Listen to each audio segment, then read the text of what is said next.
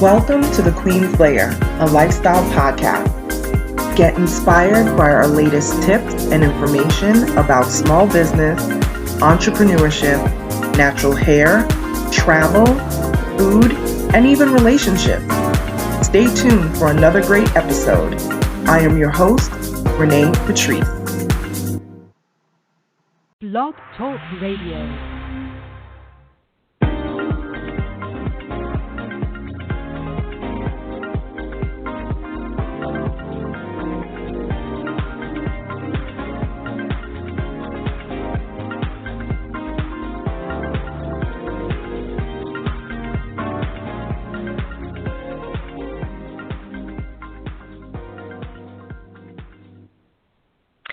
Hey everyone, it is OnyxQueen, OnyxQueen Media. You guys, I am telling you, this week has worn me out. And it is technically only Thursday, but it is 4 o'clock in the morning. So I just jumped up and I had all these different ideas of things that I wanted to do for the business and also recordings that I wanted to do for the podcast, since this is actually the last recording for the season that we are in. We are in season 6. This is episode 8. And I am tackling something that we deal with all the time, whether we have dealt with it ourselves as being people that have put out content, or we have dealt with it as it has been put upon us. So what I'm talking about today is, excuse me, and I apologize for my voice. I have been running around, so it's been a whole lot. And one day it's 20 degrees, and the next day it's 80 degrees. It's been crazy. But please excuse my voice if it goes in and out. So today is the final episode of Season 6. So this is Season 6, Episode 8, Are You a Spammer? Okay, jumping right into this. As a business, you definitely want to get the word out. You definitely want to let people know what's happening with your business. You want people to know what's happening with your clients. For me, as a branding and PR professional, I always want people to know what's happening with my clients.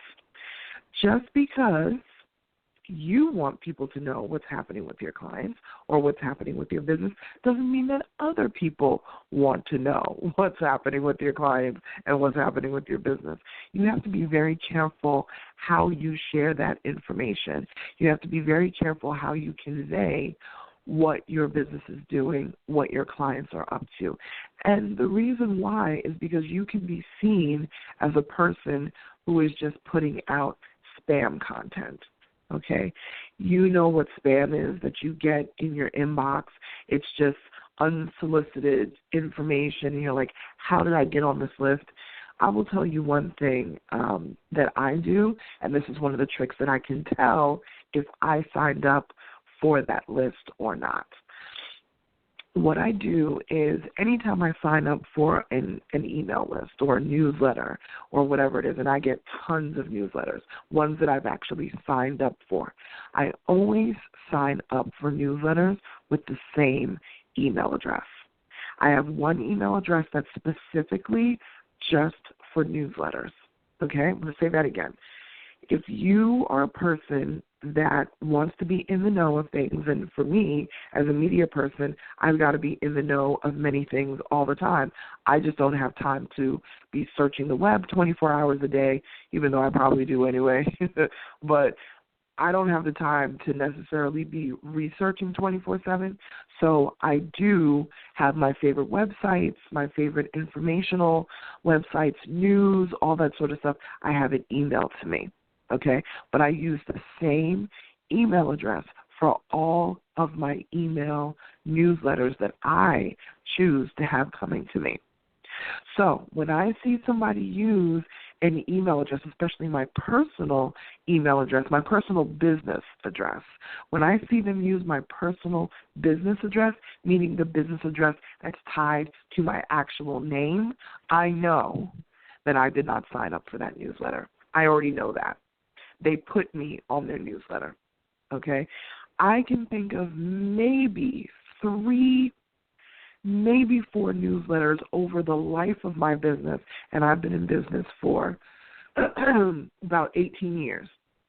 Okay, I can think of maybe 3, maybe 4 newsletters that I was added to. I shouldn't have been added to them, but I was glad that I was, over 18 years. And if I tell you, I probably unsubscribed this week alone, and this is no joke, I think I've unsubscribed maybe to 9 or 10 newsletters just this week, and it's fresh Thursday at 4 o'clock in the morning. So we didn't even go through Thursday yet. We didn't even get to Friday yet. Okay? At least 10, 9 or 10 this week alone. So that should just tell you, and the more popular you become in business, the more articles you have out there, the more your clients are out there. Because every time my clients get mentioned, a lot of times my business gets mentioned along with it. So the more traffic that you get towards your business, whether you've done a reality show, whether you've done some sort of morning television, whatever it is, the more attraction that you have towards your business, it means that you're going to be more in the public eye. So because my clients are in the public eye, by default, my business gets out into the public as well. So that's fine. I don't mind the attraction to my business. That's amazing for my business. But it also causes people to throw you on a list that you did not ask to be on. And I'm pretty sure there's been at least 9 or 10 of them just this week. Just this week. I mean, it's insane. So what I'm going to do is I am not even going to come up with the different things that I know you have to comply with. I am going to get it right from the horse's mouth. We're going to take a trip on over to SBA.gov. If you are not familiar, you need to go to the Small Business Administration website, and you need to read up on an article that was published several years ago, actually, and it is Do Your Email Marketing Activities Comply with the Law? So I'm going to read it to you exactly how it is. Here's how to determine if the canned spam, and that's C-A-N as in Nancy, spam, S-P-A-M. Canned spam stands for controlling the assault of non-solicited pornography and marketing. Yes, pornography and marketing. Okay. So this is what I'm telling you. You cannot just add people to any old list that you have going on. I know people think that it's so innocent.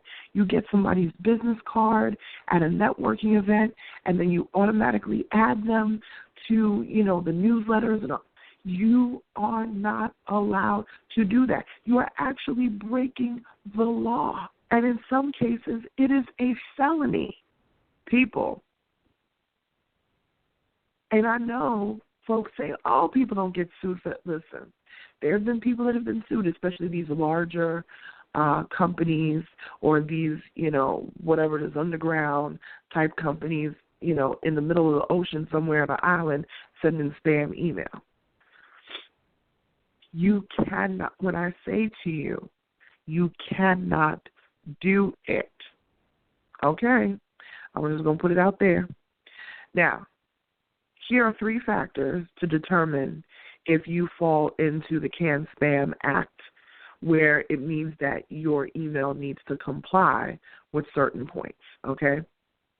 So I'm going to read it exactly how they word it here. According to the FTC, that's the Federal Trade Commission, the deciding factor is the primary purpose of the email. The government defines emails as containing 3 different types of information. So here's your 3 things. Does it have commercial content? Anything that advertises or promotes a commercial product or service? These messages must comply with the Canned Spam Act. The second thing is transactional and relationship content. These are usually receipts of payment, shipping notifications, and so on, and to facilitate or provide updates about an already agreed-upon transaction. These are exempt from most of the requirements of the CAN-SPAM Act, although they cannot contain any misleading or inaccurate routing information. For example, the to and the from fields plus the email address and domain must clearly show who the email is coming from. Okay? Number 3, any other content, so this is miscellaneous content, consider it as any other email that is neither commercial nor transactional, such as a response to a customer query. That does not need to comply with the CAN-SPAM Act. So if somebody says to you, are you going to have black dresses, on sale on Friday, you can reply to them, but you need to reply to them exactly for what they're talking about in their email. You can't come back and try to sell them or whatever the case may be and then take their email address and add them to a list of any kind. You cannot do that. It is against the law. So how do we get on the right side of the law? So here we go. Steps that you can take to ensure your email marketing complies. If you're determined that you must comply with the CAN-SPAM Act, then there are a few simple steps that you can take to comply with the law. For example, and they have several points here. Your email headers, your domain names, your subject lines must be accurate and not deceptive. Now, we all know about the whole thing when it comes to social media, especially on YouTube. People call it clickbait. Of course, you're going to try to get people to click on your email, your email newsletter and all this sort of stuff. You want them to open it. But here's the thing.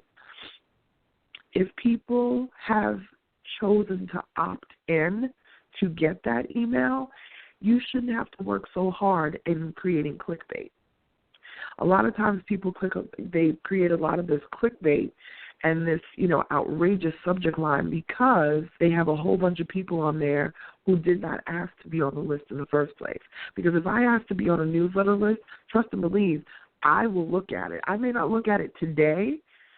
Like I've got a bunch of newsletters and things that I'm on and I actually filter them. I take the weekend or whenever I don't have the heaviest, traffic and things happening with my business, and I take the time to go through each of the newsletters. Okay, so I have them filtering in my inbox.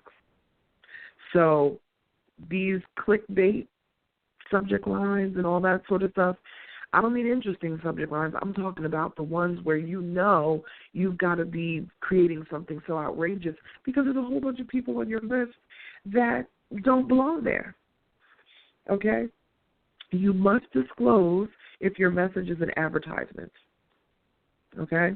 You must include a valid postal address in the mail body. If you don't have a valid postal address, some people just put the city and the state or whatever. We know everybody does this. You may not have a valid postal address. Then you could get a P.O. box, but you just want to make sure that you're taking care of these things. Disclose and clearly state how recipients can opt out or unsubscribe.